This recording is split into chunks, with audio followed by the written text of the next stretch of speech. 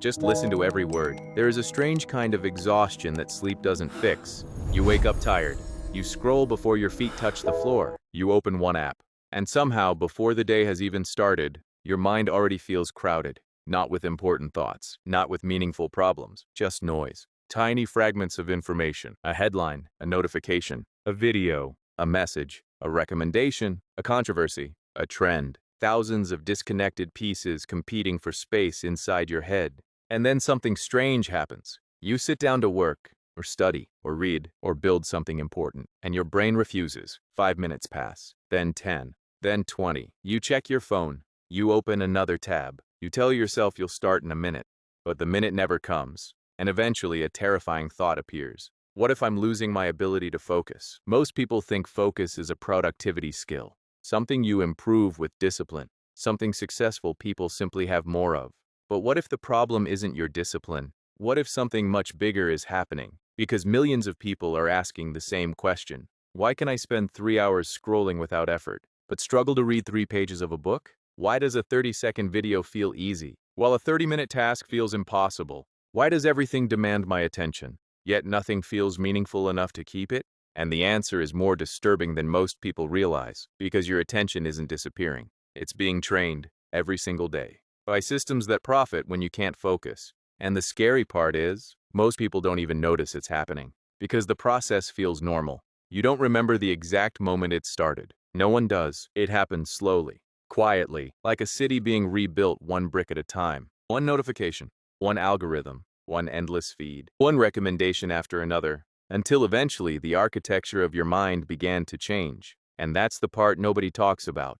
The modern attention crisis isn't just a technology problem. It's an identity problem. Because focus is not merely the ability to concentrate. Focus determines what kind of person you become. Think about it. Your life is ultimately the result of what you consistently pay attention to. The books you read, the skills you practice, the relationships you nurture, the ideas you explore, the goals you pursue. All of it depends on sustained attention. Attention becomes thoughts. Thoughts become actions. Actions become habits. Habits become identity. Which means whoever controls your attention influences the direction of your life. And today, more people are competing for your attention than at any point in human history. Not because they care about you, because attention became one of the most valuable resources on Earth. The biggest companies in the world understand something that previous generations never had to confront. Human attention is profitable, extremely profitable. Every second you spend looking at a screen generates value for someone. Every click, every swipe, every pause, every emotional reaction, everything is measured. Everything is analyzed. Everything is optimized. The goal isn't simply to keep you informed or entertained. The goal is to keep you engaged, because engagement creates revenue, and revenue creates empires. This is why modern platforms don't compete for your money first. They compete for your attention. The money comes later, and once you understand that, the internet starts looking very different. Suddenly, every notification feels intentional. Every recommendation feels calculated.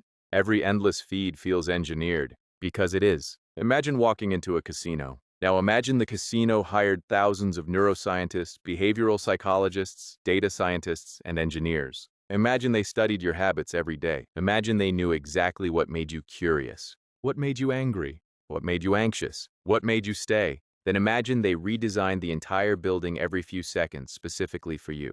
That sounds absurd. Yet that's essentially what modern algorithms do. They learn, adapt, predict, refine, constantly. Not because they're evil, because that's their function. And the consequence is something humanity has never experienced before. For most of human history, information was scarce. Today, information is infinite. And when something becomes infinite, scarcity moves somewhere else. The scarce resource is no longer information. The scarce resource is attention.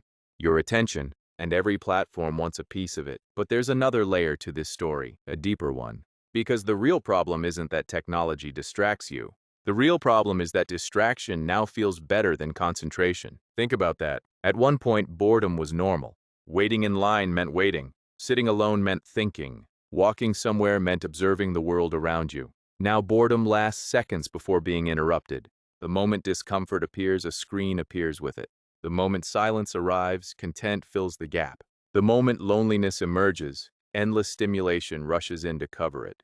But here's the uncomfortable truth. Focus and boredom have always been connected. Every meaningful achievement requires moving through boredom. Every skill requires repetition. Every deep relationship requires presence. Every great idea requires uninterrupted thought.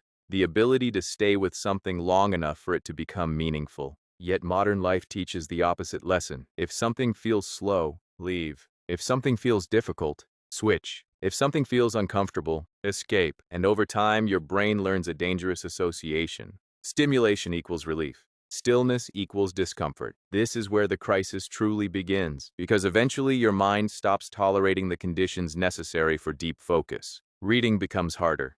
Thinking becomes harder. Reflection becomes harder, not because you're incapable, because your brain adapts to what you repeatedly do. And repetition is the architect of the human mind. Every swipe teaches impatience. Every notification teaches interruption. Every short-form video teaches rapid novelty. Every endless feed teaches expectation. More, faster, until normal reality begins to feel too slow. A conversation feels slow. A book feels slow. A project feels slow. Life itself starts feeling slow. And that's terrifying, because reality has not changed. Your expectations have. You begin craving constant stimulation, not because you enjoy it, because you've become dependent on it. And dependency creates a strange paradox. The more stimulation you consume, the less satisfied you feel. The more entertained you become, the harder enjoyment becomes. The more connected you appear, the lonelier you often feel. It's a cycle that quietly feeds itself. And nowhere is this more visible than among young adults today. For the first time in modern history, millions of people have unlimited access to entertainment, information, communication, and convenience. Yet anxiety continues rising. Loneliness continues rising. Burnout continues rising. Why? Because human beings were never designed to process this much stimulation. Your ancestors spent thousands of years paying attention to a physical world. Weather, people, food, danger, community. Today, your nervous system faces something entirely different. A digital environment designed to trigger emotional reactions at industrial scale. Every day, your brain processes more information than previous generations could have imagined. And beneath all of it exists a silent consequence. Mental fragmentation. You feel busy, but not productive. Occupied, but not fulfilled. Connected, but strangely isolated. Your attention gets divided into hundreds of tiny pieces, and eventually it becomes difficult to hold any single thought long enough to explore it deeply. This is why so many people feel intellectually hungry despite consuming endless content. They're eating constantly, but rarely digesting. Information enters. Very little stays. A video, a headline, a podcast clip, a post, another video, and then it's gone, replaced by the next thing, and the next, until life begins to feel like an endless stream of moments that never fully land. And perhaps that's the most frightening consequence of all, because focus is about more than productivity. Focus is how experiences become meaningful. Without attention, experiences remain shallow. Without attention, relationships remain shallow. Without attention, life itself remains shallow.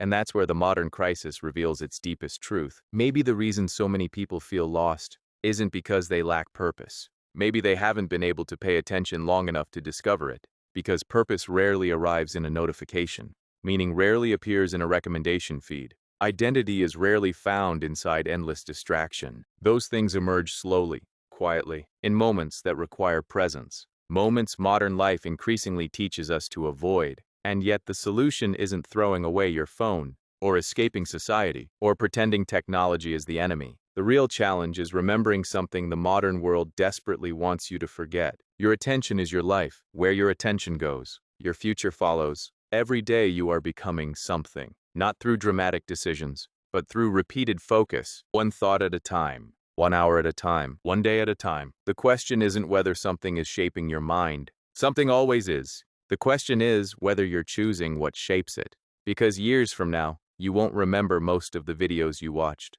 most of the notifications you opened, most of the content you consumed, but you will become the person those habits created. And maybe that's why the inability to focus feels so frightening. Deep down, it isn't just about attention. It's about ownership. Ownership of your thoughts, ownership of your time, ownership of your future. Because in a world where everyone wants your attention, the rarest form of freedom may be deciding where it goes. And the most dangerous thing you can lose isn't your productivity. It's the ability to choose what deserves your mind.